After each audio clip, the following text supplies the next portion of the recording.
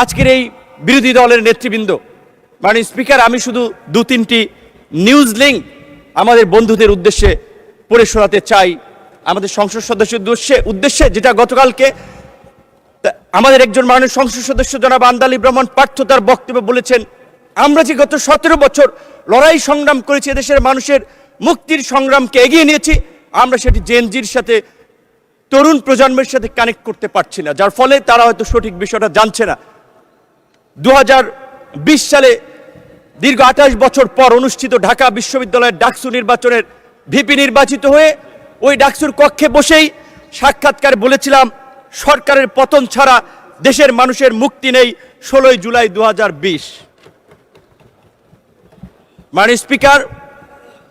জুলাইয়ের 26শে জুলাই 2024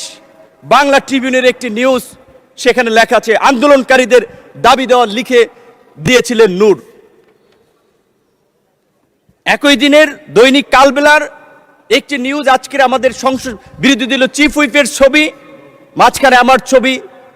তার বাম পাশে সার্জিস আলমের ছবি দিয়ে বলা হয়েছে, দুই সমন্বয়কে নিয়ে সরকার পতনের আলোচনা